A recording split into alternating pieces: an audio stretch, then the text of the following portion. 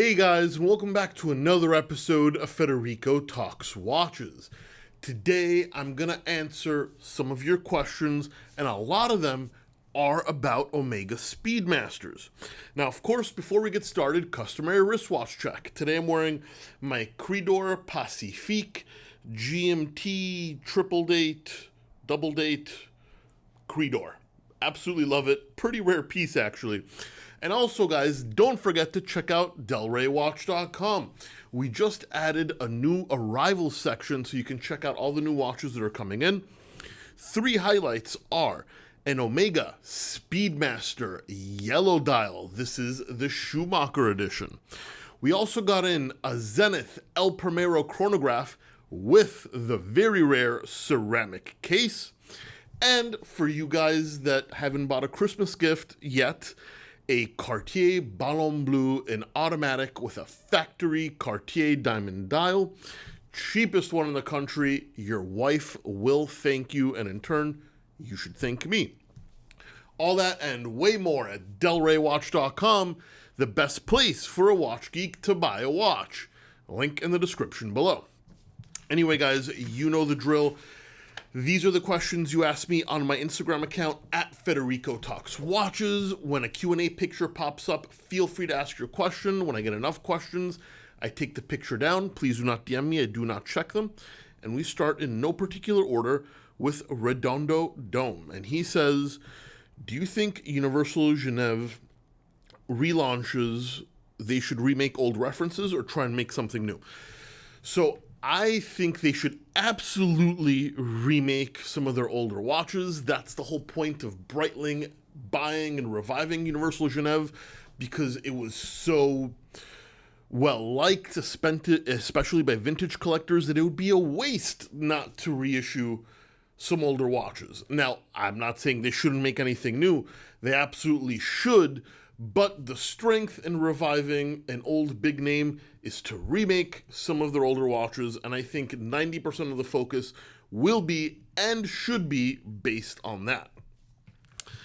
Leif 75. Hey Fed, love your channel. Thank you.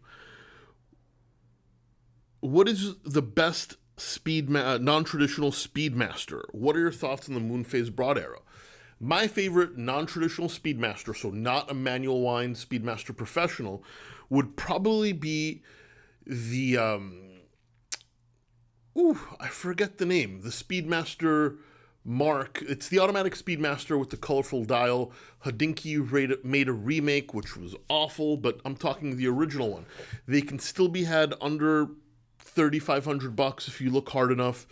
The colorful dial is fantastic, 7750 movement is awesome, and it's one of the few automatic Speedmasters that has picked up a lot of collectability traction. Now, my thoughts on the Moonphase broad arrow, it's a fantastic watch that punches well above its weight. Automatic coaxial movement, Moonphase is my favorite complication, all in a Speedmaster package. I think it's massively underappreciated. Ram TRX Tacey. Hey Fed, what are your thoughts on the full Sedna Omega Speedmaster? Is it worth it on a full bracelet? I think this is one of the most gangster watches of all time. If I see a guy wearing a Rolex President all gold, or I see a guy wearing an all gold Omega Speedmaster, President might be more expensive. Speedmaster guy, definitely richer. Because he doesn't give a shit about resale value. He wanted something iconic, and he didn't want to follow the pack. Not to mention that this watch looks killer in gold. I absolutely adore it. Is it worth it on a full bracelet? Particularly pre-owned? Absolutely yes. The Paul Newman. What do you do if you simply can't sell a watch? Do you sell it to another dealer? Well, there's a lot of options here, but there is one thing I've learned at Delray Watch and in the watch industry, and that is everything always sells. Now, it might not be as quick as I want it to sell. It might sit here forever, as I made a video last week. By the way, one of those 3 watches sold, but things eventually always sell.